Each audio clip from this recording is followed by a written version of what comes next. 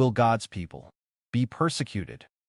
God's people need to become a nation, a great nation, or a people to be persecuted.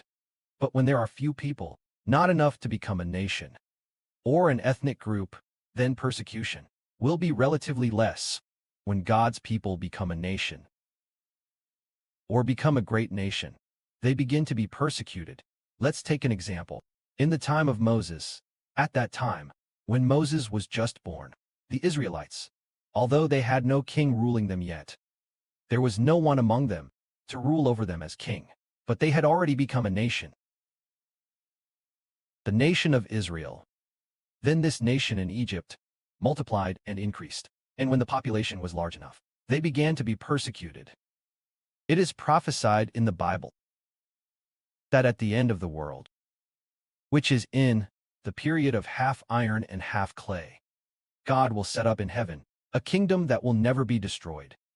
This kingdom will not be left to any other nation of the earth, but will belong only to God's people. So when will God's people become a kingdom? The book of Daniel records it this way, that during the reign of these kings, ruling together, when it comes to the feet and toes of half iron and half clay, then God's kingdom will rise.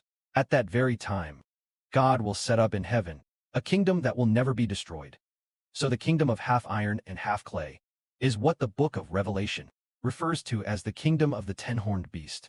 It is not the time of the seven-headed ten-horned beast, but when it comes to the ten-horned beast, as the seven-headed ten-horned beast's seventh head no longer exists, the seventh head has already split and then allied again, becoming the period of the ten-horned beast, which is when Russia splits and allies again. Russia's splitting. It should be at the time when Russia splits. Russia splits and then splits into about 10 countries. 10 countries, each small country ruled by its own king. Each small country has its own king ruling. At that time, God will set up in heaven a kingdom that will never be destroyed. This kingdom is the spiritual kingdom of Israel. At this very time, the spiritual kingdom of Israel, while Russia is split and constantly attacking the 10 small countries, especially the small country of the south and the country of the north. As for the country of the south and the country of the north, during the period of constant warfare, which is what the book of Daniel talks about, the king of the south attacking the king of the north, and the king of the north attacking the king of the south, constantly attacking for about 10 years. During that period, it is when the spiritual kingdom of Israel experiences a great gospel explosion, a period of gospel explosion. When the gospel explodes, many people know God, know the Lord, know Brother Heber. Then, after about 10 years, during the period of about 10 years after the big outbreak, we had already become a great and mighty nation, with a population even larger than the total population of China. Even the population of 2 Chinas might not necessarily be more than ours. At that time, just then, the divided Russia had already been divided for nearly 10 years, and there appeared a very powerful monarch, namely the divided country. Divided into 10 small countries. A country in the north, there appeared a monarch with great power. This monarch is called the Great Wicked One. This Great Wicked One then unified Russia, reunifying Russia, which had been divided for many years. So, this Great Wicked One attacked many countries. Later, he directly and continuously attacked God's people. This is the ten-horned beast. Namely, the ten-horned beast. First, write the seven-headed ten-horned beast.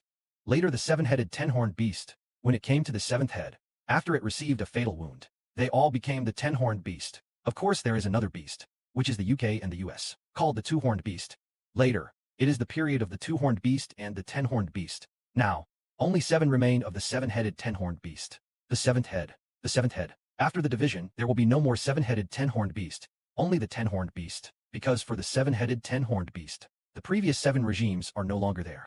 For example, the Persian Empire we spoke of, the Babylonian Empire, the Egyptian Empire, these are all gone. But now, there is only the Russian Empire. Then the emperor of the empire is no longer here. Putin the Great is no longer here. Russia is no longer called an empire. Soon the matter of this emperor will be revealed, and then Russia will divide. May glory be to the Father and the Lord.